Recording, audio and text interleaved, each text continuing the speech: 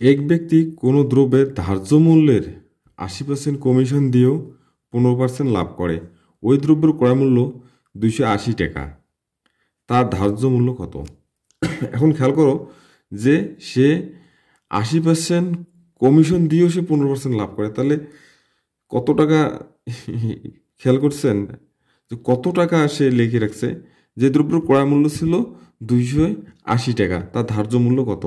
যাই হোক, আমাদের যখন কোনো কিছু ক্রয় মূল্য লেখা থাকবে এবং তার উপর আমরা কি করি, লাভ ক্ষতি হিসাব করি। এখানে আমাদের ক্রয় মূল্যটা দেওয়া আছে, তাহলে আমরা এইভাবে অঙ্কগুলো এইভাবে করে থাকব। তাহলে আমাদের দেখো ১৫% যে লাভ করে কত টাকার উপর, সে করে ২৮০ টাকার উপর। তাহলে আমরা লিখতে পারি ১৫% লাভে, তাহলে ১৫% লাভে মানে কি ১১৫%। ঠিক আছে, এই ১১৫%, এই ১১৫% কত, ২৮০ টাকার উপর।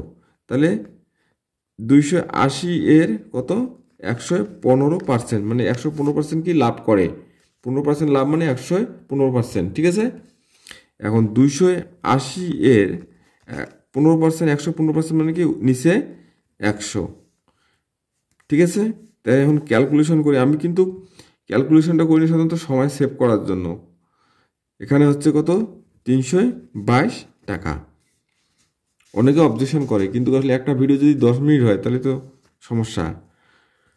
এখন খেয়াল করো যে পরে বলছে যে এখানে হবে ৮%, সরি, এখানে হবে ৮%, ৮০% না। যাই হোক, তাহলে এখন বলো ৮% কমিশন দিয়েও সে ১৫% লাভ করে। তাহলে ৮% কমিশন দেওয়া মানে কি, ৮% কমিশন, কমিশন মানে কি ১০০ থেকে ৮ বাদ দিবা, তাহলে হচ্ছে কত, ৯২%।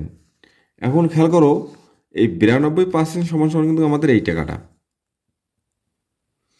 মনে পড়ে কি, এই ৯২% সমান সমান কিন্তু এই টাকাটা, কারণ হচ্ছে যে এই টাকাটার উপরে আমাদের ধার্য মূল্য, এইটা টাকার উপর করলে আমরা ধার্য মূল্যটা পেয়ে যাব। তাহলে আমরা লিখতে পারি ৯২% সমান সমান ৩২২ টাকা।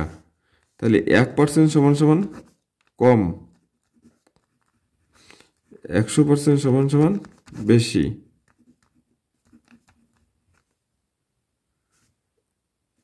সরি, এখানে হচ্ছে ৯২, নিচে হচ্ছে ৯২। তাহলে এটা ক্যালকুলেশন করলে আসবে কত, ৩৫০ টাকা।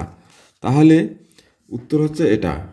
তাহলে ধার্য মূল্য লেখা ছিল কত, ৩৫০ টাকা।